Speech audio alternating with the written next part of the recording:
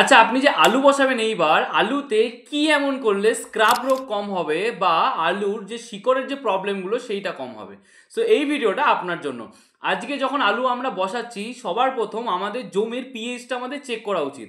কারণ বলা হয় যে আলুর জমির জন্য সঠিক পিএইচ হচ্ছে 5.5 থেকে 6, এবং যদি সেটা 6 থেকে 6.5 হয় তাও কিন্তু আপনারা আলুর জমি থেকে ভালো ফলন পাবেন। কিন্তু যদি আলুর জমির পিএইচটা বেশি হয় তখন কিন্তু আপনি যে আলুটা পাবেন তার মধ্যে দেখবেন আলুতে স্ক্রাব রোগ বেশি হচ্ছে এবং বিভিন্ন রকমের প্রবলেম বেশি আসছে। এবং যদি আলুর পিএইচ লেভেলটা 5-এর থেকে কম হয়ে যায় তখন দেখবেন কিন্তু আলুর যে শিকড়ের সমস্যাগুলো এইগুলো কিন্তু অনেক পরিমাণে বেশি হচ্ছে, এবং সব থেকে যেটা বড় হয় আলুর কিন্তু সাইজটা এবং গঠনটা কিন্তু ভালো হয় না।